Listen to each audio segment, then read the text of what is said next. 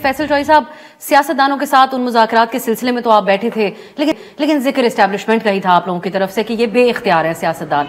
सो अब क्या कोई डील के हवाले से या फिर बातचीत जैसा एक माहौल बनने के हवाले से एस्टैब्लिशमेंट के साथ, जिसके लिए आप लोग ताकतवर तरीन हल्कों का अल्फाज इस्तेमाल करते हैं, कुछ चांसेस इस वक्त है? हम देखते हैं गंडापुर साहब की खान साहब से भी मुलाकात होती है, एक वर्किंग रिलेशन भी उनका है क्योंकि वो सिक्योरिटी मीटिंग्स के अंदर भी शरीक हो रहे हैं जहां वजीर दाखिला भी हैं और एस्टैब्लिशमेंट के सीनियर नुमाइंदगान हैं। सो कितने चांसेस हैं अगर हम 1 to 10 भी बात करें तो? देखिए, डील की बात जब आप कर रही हैं तो हम we are not looking for deal, all we are looking for is कि हमें आप आइन और कानून के मुताबिक ट्रीटमेंट दीजिए। हमारे कोई भी मुतालबात ऐसे नहीं हैं जो आइन से मुतसादिम हो, कानून से मुतसादिम हो। हम पाकिस्तान में जमहूरियत, आइन, कानून की बहाली चाहते हैं, आज़ाद मीडिया की बहाली चाहते हैं, सियासी एक्टिविटीज़ की बहाली चाहते हैं, और हम ये चाहते हैं कि इमरान खान साहब को झूठे केसेस में से अदालतों के जरिए रहा किया जाए और उनको सियासत में हिस्सा लेने का मौका दिया जाए। लेकिन आइडियल सूरत हाल में तो ये सवाल कभी ना होता, आपको हम सियासतदानों की तरफ ही देखना चाहिए था, लेकिन जो ग्राउंड रियलिटीज हैं आप समझते हैं, क्योंकि आप देखते भी एस्टैब्लिशमेंट की तरफ है इस एतबार से, तो कुछ बेहतरी आ सकती है। आप देखिए ना, आप हमें सबसे ज्यादा तानाजनी ये होती थी कि आप सियासी जमहूरी कुव्वतों को एंगेज नहीं करते। हमने उनसे मुलाकात मांगी, बहुत देर तक मांगते रहे। आप देखें कि ये जो आज कल मुलाकात हुई है, ये उस मुज़ाकराती कमेटी के अंदर से रिवोल्ट हुआ है और वहाँ से 2 ताकतवर जो हुकूमती कमेटी के मेंबरान थे उन्होंने एक्सट्रीम हद तक गए हैं।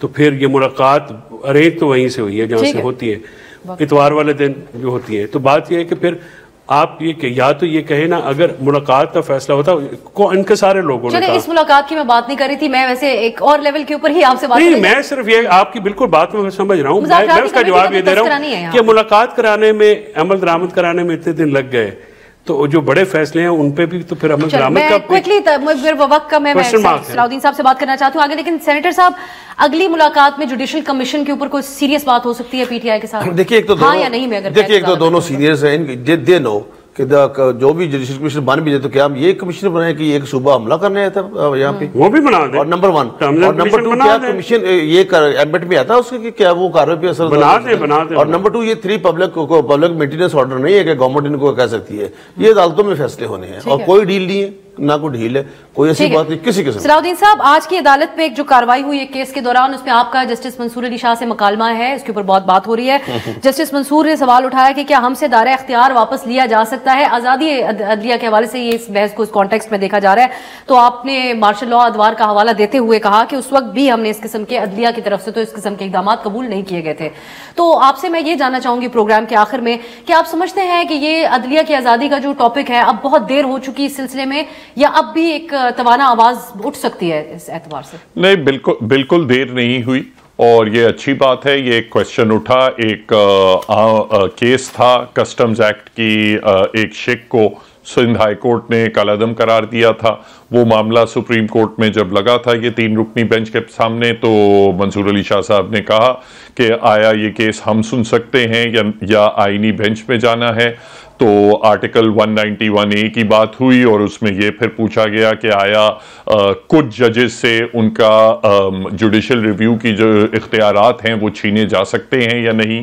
तो उस पर फिर बेंच ने कहा कि इस पे हम कोई क्वेश्चंस फ्रेम करेंगे। देखिए, ये मामला 26वीं तरमीम का बिल्कुल ये सेटल नहीं हुआ, ना ही ख़त्म हुआ है। ये मामला जुडिशरी को कन्फ्रंट करना पड़ेगा, क्योंकि अगर इस तरीके से जो कोर्ट में जो आजकल सूरत हाल है वो सस्टेनेबल है ही नहीं। इसको फुल कोर्ट सूनर या लेटर फुल कोर्ट में ये मामला जाना पड़ेगा और फुल कोर्ट को 26वीं तरमीम की कॉन्स्टिट्यूशनैलिटी पे फैसला देना पड़ेगा। उसके बगैर ये अदालती जो मामलात हैं आगे बढ़ नहीं सकते। ठीक है जी सेनेटर साहब, आप हमें यकीन है कि इस पे इत्तेफाक नहीं करेंगे इस बात पे। 239(5) के तहत किसी भी कोर्ट में चैलेंज ही नहीं हो सकता।